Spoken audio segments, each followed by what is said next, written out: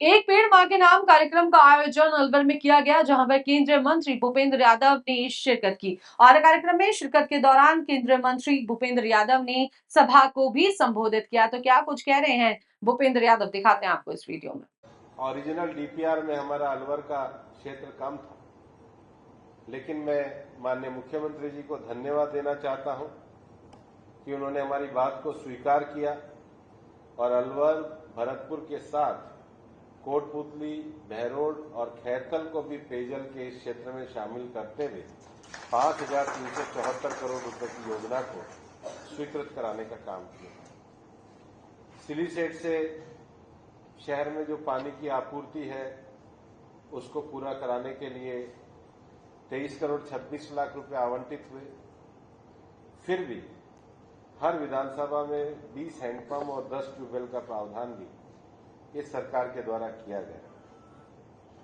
अलवर भानखेड़ा अलवर नहर में सुधार के लिए 500 करोड़ रुपए आवंटित हुए और डुमरी बांध से अलवर जलाशय के लिए भी 9,700 करोड़ रुपए का आवंटन इसमें हुआ है। ये जो जल आपूर्ति योजनाएं हैं, इसके साथ ही साथ राजस्थान सरकार के द्वारा जो कैपेक्स बढ़ाया गया है और ग्रामीण इंफ्रास्ट्रक्चर के लिए भी काफी राशि देने का प्रावधान किया है।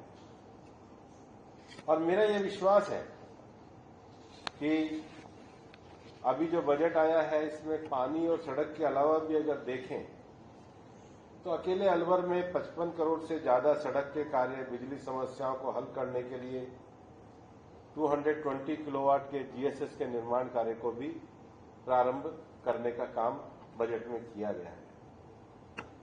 मैं आपको ये भी कहना चाहता हूं कि अलवर में अभी हमारे एसटीपी के लिए उसको और आगे बढ़ाने के लिए विषय चल रहा है। पानी के बाद जो मैं खुद मानता हूं कि सफाई अलवर की एक बड़ी चुनौती बनी है और मैं चाहता हूं कि इसमें मैं बाकी लोगों से भी विषय को आगे बढ़ा रहा हूं, लेकिन हमें निश्चित रूप से सभी नागरिक संगठनों को मिलकर के भी अलवर के इस विषय को आगे बढ़ाने का काम करना होगा। एक बड़ा विषय सरिस्का का विषय है। सरिस्का के पास माइनिंग का विषय है और हम लोगों ने, सरकार ने इसको रिप्रेजेंट भी किया है और मामला न्यायालय में है। हम सीईसी की रिपोर्ट सबमिट भी हुई है।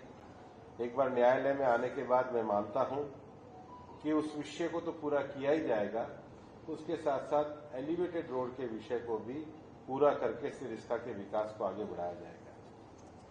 रेलवे में भी जो इंलैंड कंटेनर डिपो है और कार्गो के लिए जो एडिशनल लोडिंग और अनलोडिंग के जो क्षेत्र है उसको बढ़ाने का काम और रोड को जो जहां पर लोडिंग अनलोडिंग है उसको अपग्रेडेशन करने का काम है। अलवर भारत के उन 131 शहरों में है जिसको एनकैप के अंतर्गत पैसा मिलता है और मेरा तो ये मानना है कि कोई एक अकेला सांसद इस काम को नहीं कर सकता है, लेकिन जन सहयोग की दृष्टि से हम इसके क्लीन सिटी के लिए संघर्ष करेंगे। और प्रधानमंत्री जी के द्वारा जो एक पेड़ मां के नाम अभियान ये शुरू किया है, इसमें भूरा सिद्ध में कितनी जमीन ली हमने? भूरा सिद्ध में कितना एरिया?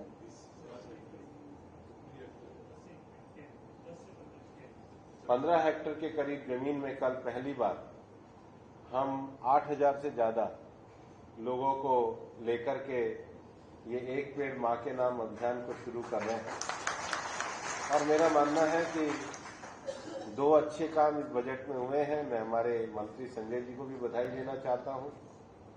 एक अलवर में बायोलॉजिकल पार्क मंजूर हुआ है, एक अलवर में साइंस पार्क मंजूर हुआ है, नगर वन को भी हम आगे बढ़ा रहे हैं और भी क्षेत्रों में आगे बढ़ा रहे हैं। तो ये सारा उद्देश्य हमारा करने का अर्थ है कि क्लीन और ग्रीन अलवर बनना चाहिए। और जो सबसे भविष्य में इंडस्ट्रियल एरिया को बढ़ाने की दृष्टि से बगड़ में, मालाखेड़ा नौगांव के क्षेत्र को भी बढ़ाने का विषय है। विशेष रूप से स्किल डेवलपमेंट को लेकर के यहाँ पे पॉलिटेक्निक का विषय आया है, लेकिन सरकारी अस्पताल को भी सुधारने की दृष्टि से संजय जी के अच्छे प्रयास से बच्चों के वार्ड का भी काम हुआ सरकार के द्वारा दिया गया है। सरकार ने हमने ये विषय रखा था कि भर्तृ जी का विकास होना चाहिए। सरकार ने विकास के आयाम में उसको शामिल किया है और भर्तृ जी के साथ जगन्नाथ जी का मंदिर और मूसी महारानी की छतरी भी इस विकास के विषय से जुड़ी गई। अलवर में पूरा पीएनजी और सीएनजी का नेटवर्क, सोलर पार्क का डेवलपमेंट और अभी जो सबसे बड़ी समस्या है वो पावर सप्लाई की समस्या है। मैं आज विशेष रूप से आप सबको इस बात के लिए धन्यवाद देना चाहता हूं। मैं ये चाहता हूं, केवल इंडस्ट्री को नहीं कहना चाहता हूं, सभी दलों के लोगों को भी कहना चाहता हूं। राजनीति अपनी जगह है, जो जीतेगा जीत जाएगा, जो हारेगा हार जाएगा, मिलकर के लेकिन सबको काम करना होगा। हम एक ऐसे माहौल और एक ऐसे विजन को क्रिएट करें जिसमें अलवर में हम जागरूकता पैदा करके अलवर के विकास को आगे बढ़ाने का काम करें। मेरा यह मानना है कि पिछले 10 वर्षों में प्रधानमंत्री नरेंद्र मोदी जी के नेतृत्व में एक बहुत बड़ा चमत्कार हुआ है।